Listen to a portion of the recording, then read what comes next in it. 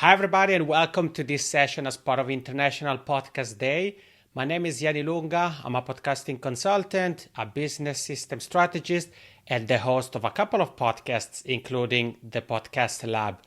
And in this session, you're going to learn about three often overlooked ways you can leverage to engage your podcast listeners.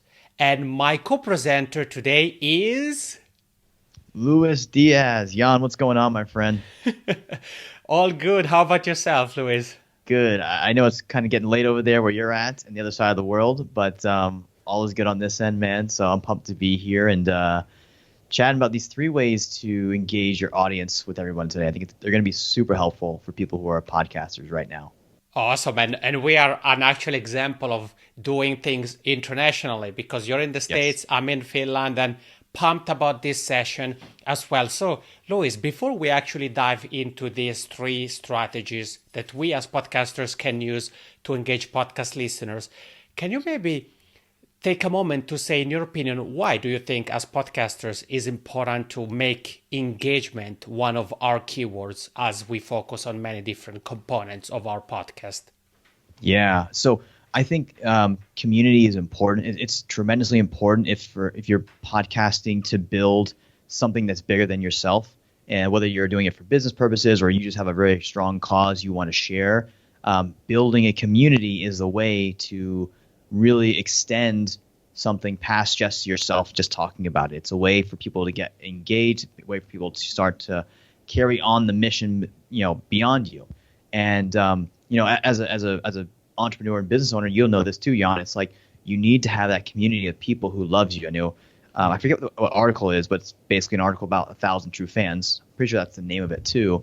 But that article, if you guys read that article, that kind of sums up why you want to have this community and this tribe. So what we're going to talk about here today is ways to start kind of like get the fire started and ways to just get people talking and kind of build that. And you'd be amazed. Like, you do this for a year and you'll see some really good growth, and just it'll just kind of start to build your momentum faster, and it'll compound faster as you go along. So pumped to be sharing this stuff with you because I know it's super important. Yeah, I agree with what you said. I mean, I don't remember about you, Luis. I don't think I've ever been to a podcast listening party. Have you been?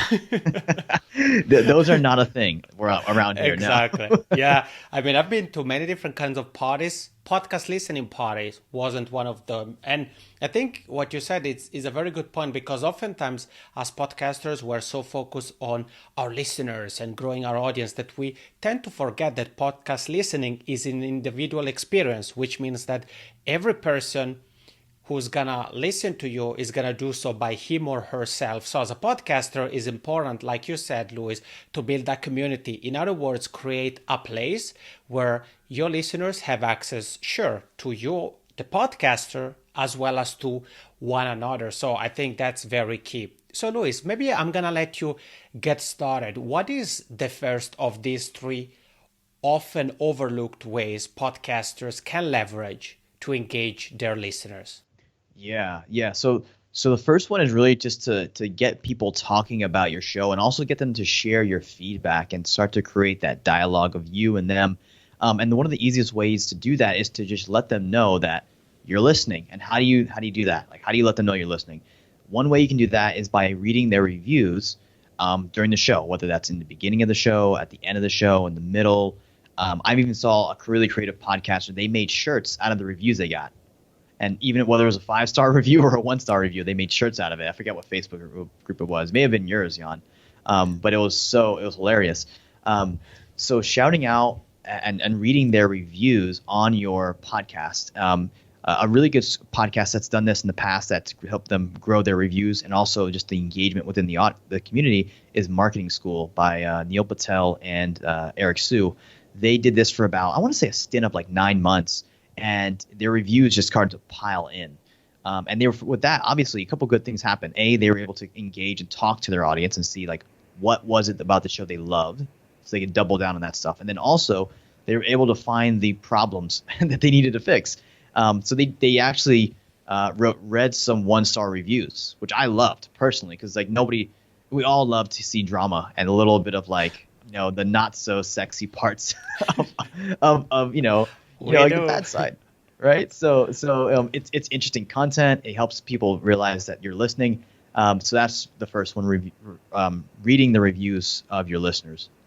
Yeah, yeah, and there is. You touched upon a very good point that has to do a bit of with the way we are wired, which is we all like a little bit of drama, and I also think we all like to hear our names mentioned. In this case, on a podcast. So if the host or hosts were to read a review and it has our name, we would be like, oh, that's nice. I was mentioned in my favorite podcast. I know Yeah. recently, for example, Pat Flynn did a YouTube live that I managed to, or YouTube live stream, and I managed to catch it live.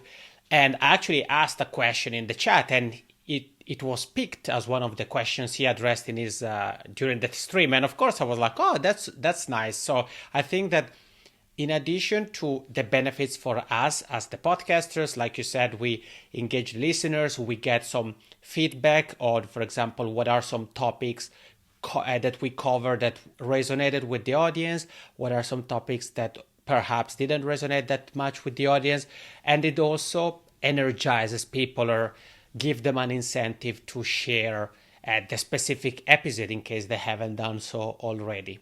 Correct. Do you Yeah. have, yeah, sorry, go ahead.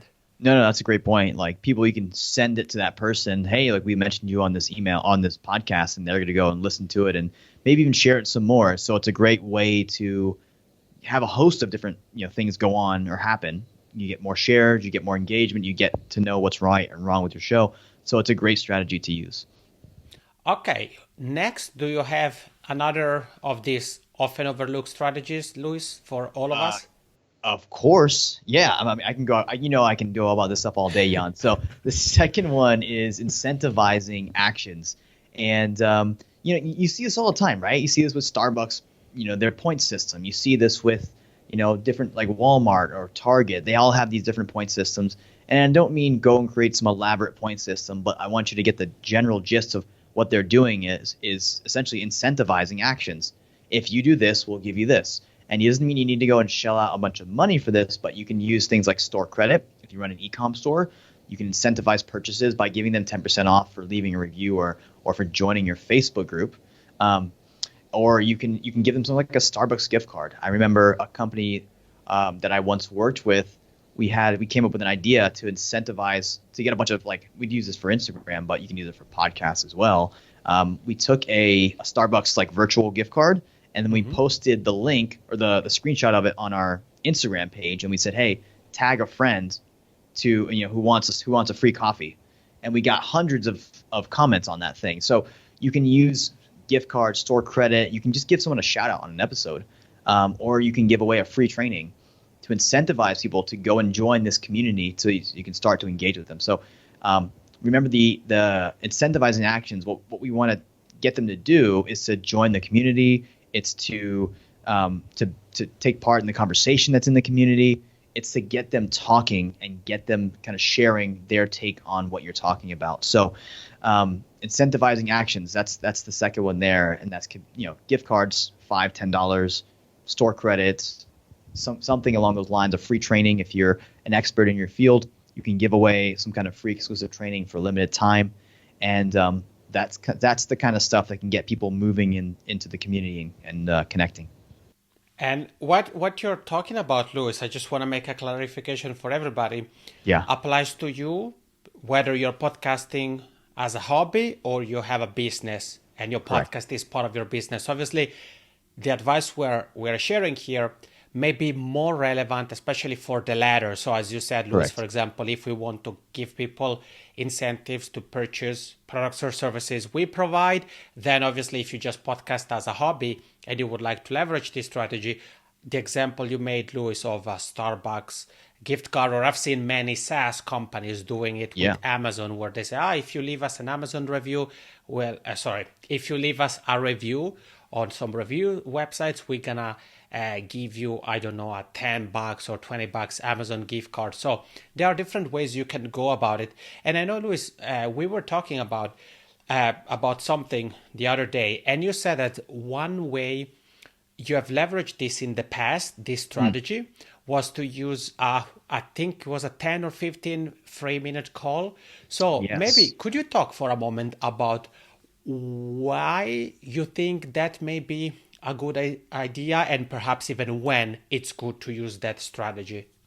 Yeah, that's a great. I forgot about that one. Thanks for bringing that up, Jan. No worries. So early on, I used a strategy similar to this where I was giving away free 10 to 15 minute like basically they were geared towards helping men get the one question, the one problem out of their way that was holding them back from getting the body of their dreams. It's back when I was in the fitness space. So it was 15 minutes, 10 minutes long, something short, but the goal of the call was to help you move past or solve that one problem that you had.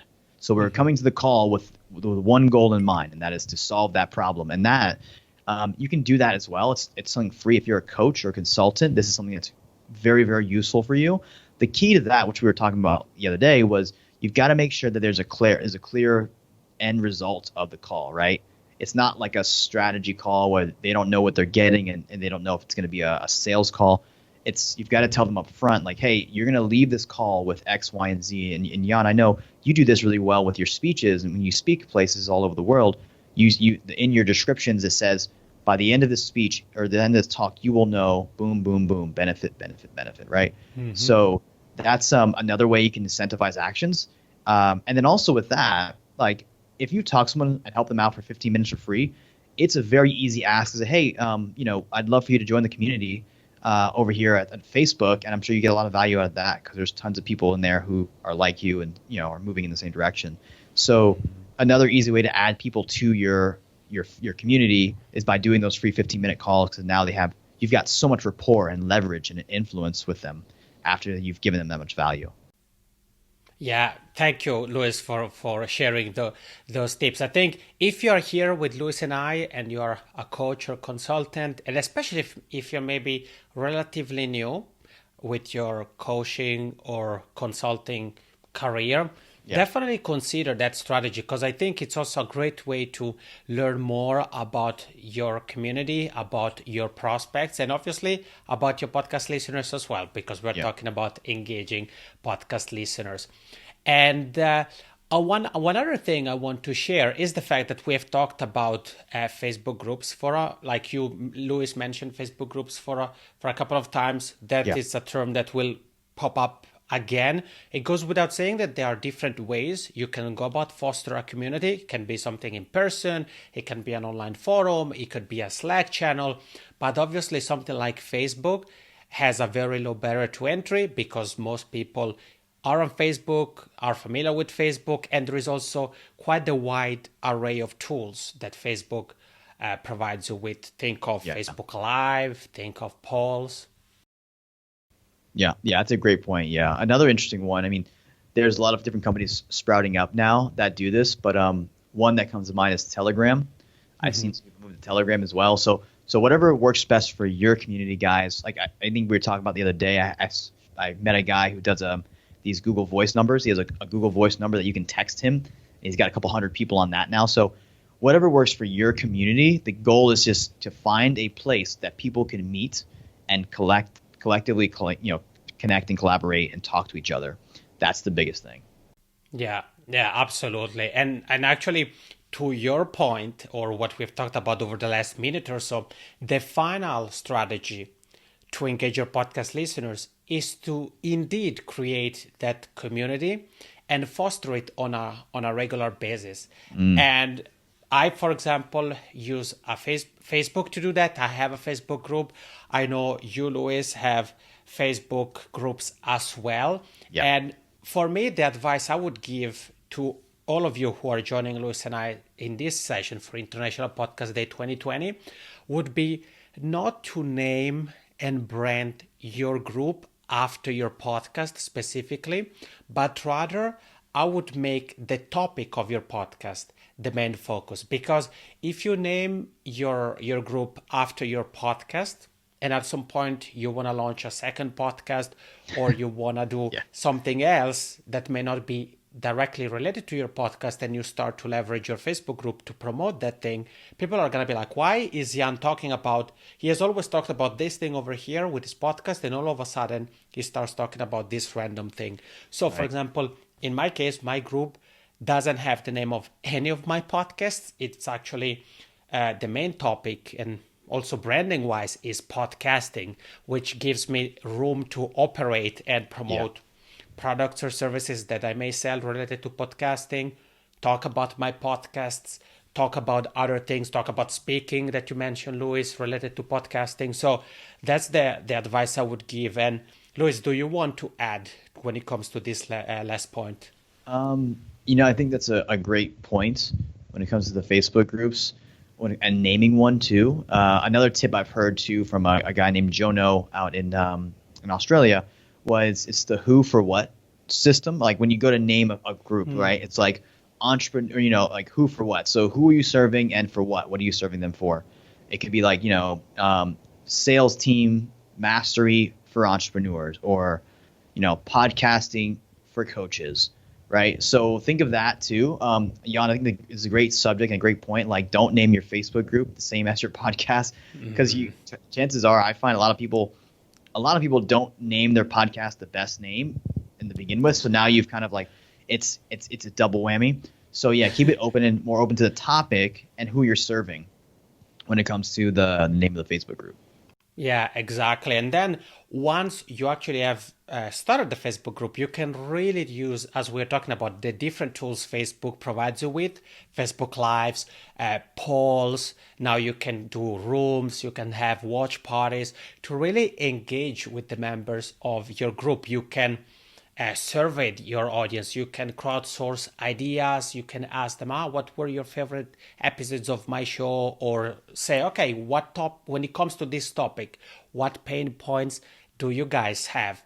And if you would like to do something even a little bit more advanced, which is very valuable, you can look into a tool called Group Boss. I think the site is groupboss.io. It's basically a Chrome extension, and it's spectacular, especially if you have a closed Facebook group. If you have a closed Facebook group and you ask questions to those who request access to your group, what Group Boss does is it allows you to take all the information, so the questions, the answers, who answered those questions, and so forth, all in a centralized place, the Group Boss dashboard. And you can even connect it to an email marketing software as well, which means that if one of the things you ask in your Facebook group as one of the questions is, what's your email address, for example, and people give you permission to be added to their, to your email service provider, then you can basically have people go from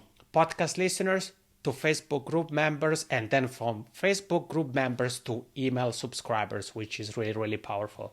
Yeah, that's a great tip. We could go on probably a lot about the tools that we use. We'll have to create an episode around that, because I know we both got some fun ones. Yeah, absolutely. Yeah, you're absolutely right. And Luis, what do you say? We have one final bonus tip. Should we keep it for ourselves and say bye to everybody? Yeah. I think we'll cut it off here, guys, and we'll save that for next episode or something. Yeah, sorry, guys. No, of course, we're gonna share that with you. And I mentioned email marketing software, and that's actually the bonus tip is to really leverage the email marketing software you use, whether it's ActiveCampaign, ConvertKit, or whatever you're using.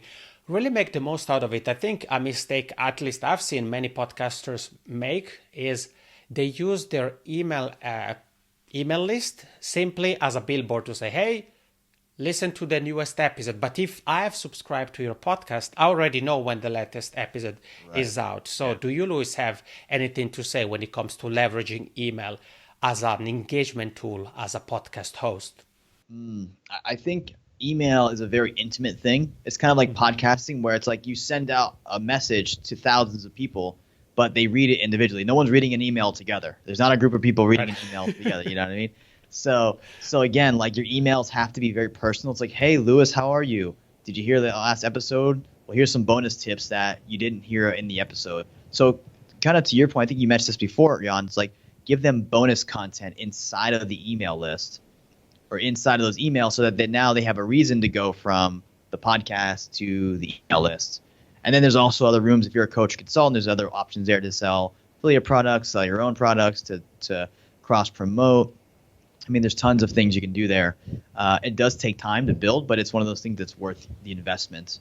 I started, for me personally, 4 years ago, and it's like it's been a long road. Don't get me wrong, but it's definitely paying off. So Yeah, absolutely. Especially also because with emails, there aren't distractions like on Facebook, for example, where you may get tons of notifications. Yeah. You see a lot of things happening. With email, people's attention is really focused on one thing, and that's their inbox. So if you're a podcaster, these were 3 plus 1, so 4 different strategies you can leverage to engage your podcast listeners. And to wrap things up, once again, my name is Yanni Lunga. Feel free to connect with me. The best place to do that, to learn more about what I do and so forth. And also if you want to join my community called Podcast Growth Mastermind, you can do all that on my site over at yanilunga.com. And Luis, to wrap things up, what about you? great question. The best place to go would probably be podcastdomination.co. And then all the links and resources and free stuff's over there as well. But yeah, I'm a part of Jan's group as well, so I love the stuff he puts out. And yeah, it's how do you spell your last name, Jan? Because I think that I always get that twisted up. Yeah, that's a good point. I'm actually gonna add a lower third. So guys, you should see the link I mentioned as well as the link that Luis mentioned. But basically, the spelling is YANN and then ILUNGA. So yanilunga.com. And yeah, I think this is it for this session of International Podcast Day 2020. If you have questions, don't hesitate to reach out, whether it's to Luis, to myself, or to both of us. So Luis, thank you so much. It was fun to do something internationally. Yeah, I love it. I love it. Yeah, Jan's is fun. I'm looking forward to doing more stuff in the near future. So take care, guys, and hope you enjoyed this. Awesome. All right, that's it from us. Enjoy the rest of International Podcast Day 2020. Take care.